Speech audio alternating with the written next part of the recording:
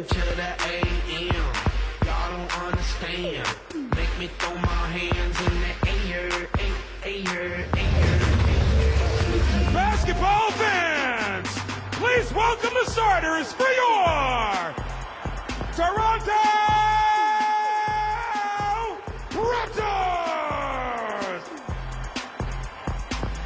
From Meridian Community College, a 6'8" forward, number 33, Jamario Moon. From Bradley, a 6'6" guard, number 18, Anthony Parker. Out of Eau Claire High, a 6'11" center, number 6, Jermaine O'Neal. Desde España, a 6'3" guard, numero 8, Jose Calderon. And from Georgia Tech, a 6'10" forward, number 4, Chris Bosh.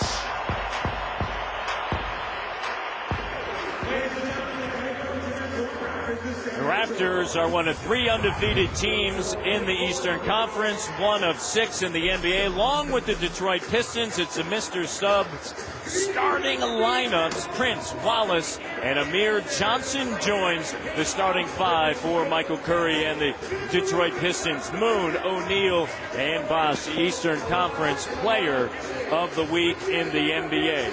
Rodney Stuckey and Rip Hamilton in the backcourt. Of course, Stuckey will go back to the bench once Allen Iverson is active. Jose Calderon averaging nearly a double-double, along with that steady presence of Anthony Parker, who has been phenomenal on the defensive end. And Michael Curry, after 3 years of Flip Saunders, they decided to make a change, and it's Michael Curry. And Michael Curry said, listen, I was ready 4 years ago. Don't talk to me about being a rookie coach.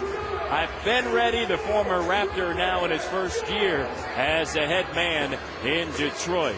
And, of course, Sam Mitchell, the ever-present Sam Mitchell, longest tenured coach in the history of the Toronto Raptors, has done an outstanding job, specifically over the last 2 years, one of the best records in the Eastern Conference over the last 2 years. And so no Allen Iverson tonight. How does that change things when you take a look at the Detroit Pistons as we get into the IBM winning strategy? Well, number one, make a point. No Iverson. Jose Calderon has been dominant. Continue to get him involved in the game. What I liked against Milwaukee, he took shots when he needed to step up. Clean it up. We can only be talking about rebounds. Raptors have been out-rebounded by 13 a game. Last for opponents' offensive rebounds in the NBA. Finally, defensive focus. Detroit top 4 in 5 offensive categories, which means you're not going to be able to rely on points off turnovers to save you in a game against the Pistons. Very important to be focused, play the angles, play the fundamentals all game long.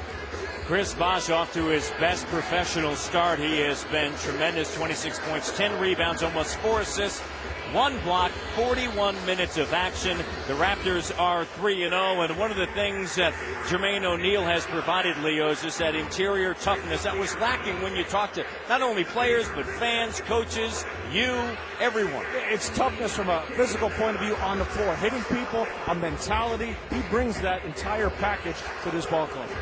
He certainly does do that. And then, of course, starter minutes. Everybody knows what this man can do with starter minutes. I asked him how he spent Sunday. Did you kick back, put up the feet, and just... He said, you know what, I felt great Sunday. He said, I felt great, ready to go, 3 in a row. Everybody says this guy's going to burn out. He's in too good a shape, and Rodney Stuckey is the guy who's going to have to handle Jose Calderon. I'll tell you what, this is a very, very good young player. He is 6'5", too, which means when you look at Detroit, once they get Allen Iverson into the flow, he's going to start.